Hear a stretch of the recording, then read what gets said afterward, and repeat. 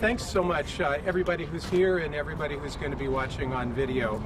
I'm Peter Singleton. I'm a representative of Bay Area Citizens. We are an all-volunteer California nonprofit organization. We support and protect the interests of the citizens of California in matters including land use regulation, property rights, local community control, and the environment. Our role is to complement and support the work of the incredible citizen groups and individuals active in the Bay Area and throughout California, many of whom are represented here today, taking time out of their days. Everyone who's participated in the so-called public process for Plan Bay Area has realized that none of the people, almost none of the people who will be so drastically and dramatically impacted by this even know that it exists, what's happening to them. And it's also obvious that 75 or 80% of all the citizens who are trying to have their voices heard about this plan are adamantly opposed to it. We're all volunteers. We defy categorization. We're from all parts of the spectrum ideologically, and we're just unified in opposing this plan. On the other side, advocating for Plan Bay Area is a vast ecosystem of paid operatives who are funded to advance these plans. The agency's gross dereliction of duty to provide a credible process for public input on the plan and to listen to and incorporate citizen input has necessitated our lawsuit today. The public comments by Bay Area citizens and so many other people in the Bay Area have established that this plan's coercive and draconian policy elements of mandated high-density housing and moves to dramatically increase the cost and inconvenience of driving will do nothing to help the environment and will be harmful to the economy, while sharply limiting how and where Bay Area citizens can live and how we can travel, and our ability to make decisions in our own local communities. A plan like this that is so lacking in legitimacy and justification simply cannot and will not stand. We know everyone in this great network of volunteer citizen activists and citizen groups will continue to fight unceasingly to protect our way of life and our cherished and unique communities that are under such relentless assault. The trial court decision here is not the end. It is the end of the beginning. We will evaluate where we stand once the trial court issues its final ruling, but we've always anticipated that this litigation may not end in trial court.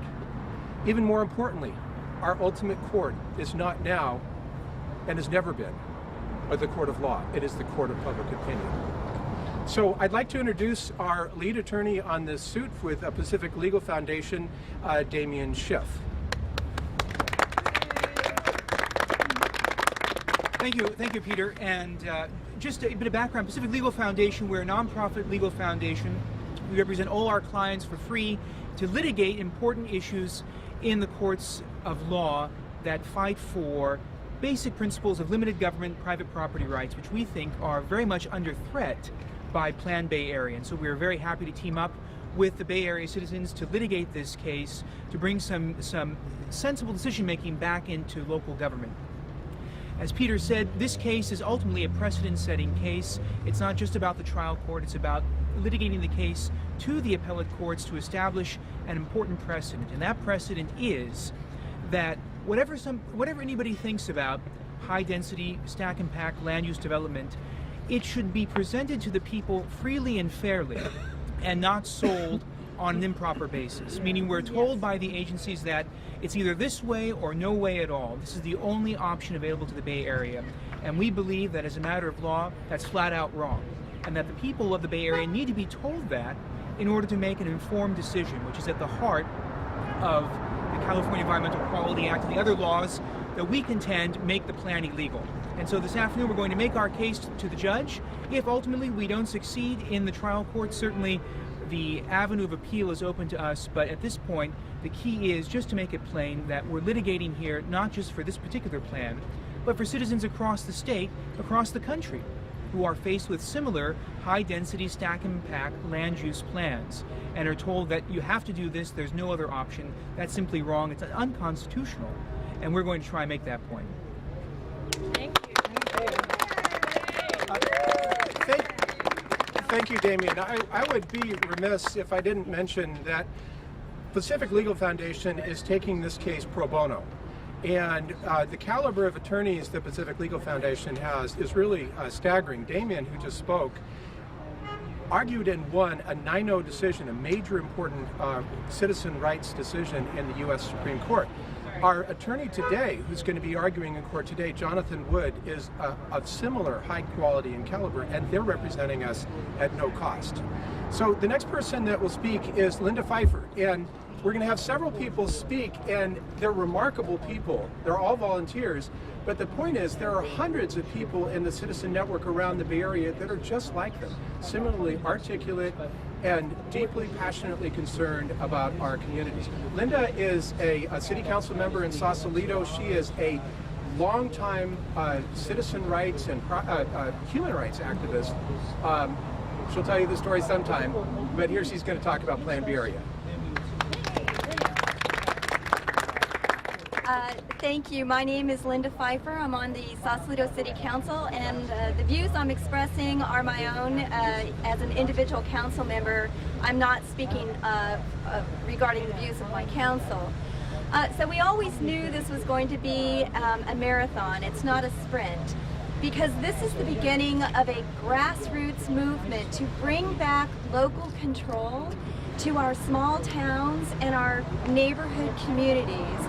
Because Plan Bay Area replaces the voice of the people with the voice of unelected regional bureaucrats who mandate high-density development quotas that crush local control. And we cannot allow that to continue. Plan Bay Area is not about affordable housing. It's not about the most effective way to reduce greenhouse gas emissions. Plan Bay Area is, again, it's about replacing the voice of the people with the voice of regional, unelected bureaucrats who mandate high-density development quotas. So I really encourage, first of all, I want to thank the Pacific Legal Foundation, and I want to thank Bay Area citizens for their hard work on behalf of local control, and I want to encourage everyone to get involved in this movement. It's an important movement. It's probably one of the best ways to maintain local control and the right and the voice of the people. So thank you. Yay. Our next speaker is Chris Pareja, and another remarkable, wonderful citizen activist, total volunteer. One of the things that Chris did last year was he organized, with the help of a number of the people here, a coalition of dozens and dozens and dozens of local citizen groups around the Bay Area to make our voices known on Plan B area. None of that was listened to. Maybe they'll hear us now. Thanks, Peter. Again, I'm Chris Pareja, and I'm glad to see so many of us here, although I know this is just a small sampling of the activists that have been involved in this fight against Plan Bay Area, or what was originally called One Bay Area. As we organized citizens and began to enlighten them about what was occurring, this is an issue that goes across the political spectrum, whether people consider themselves more liberally minded or more conservatively minded. They're all concerned about the loss of local control and having their choices removed. We're in Oakland today, and a lot of us came from more suburban and even rural areas to come here, but we made that choice to come here because we want to defend the local communities that we live in currently. With this move towards a regional type of non-elected, more appointed bureaucracy that's being put into place, the citizens are too busy to track what's going on, and in many cases have no idea whatsoever that the way that they choose to live is indeed in jeopardy if these plans continue to move forward. These plans are enabled using environment as a tool against us, or using poverty in the Bay Area as a weapon to beat us over the heads with. But the reality is, this particular way of doing business will increase the cost of living within the Bay Area. It will increase the health risks in many of these high-density areas where concentrated traffic will be forced right through the middle of these developments where people are forced to live. In the documentation around the plan, it admits that some of these buildings are not healthy to live in, and you can't operate on the first floor of them, or you can't have senior citizens or daycares because they're not safe. But these are where they want low-paying jobs for the people who are living right above them in these high-density situations. This is a bad deal for people all the way around, and really what it will do is will force the middle class out of the Bay Area. The only ones who will be able to afford to live here will be the ultra-wealthy, or the people who can afford the or who will qualify for the subsidies to live in these high-density houses.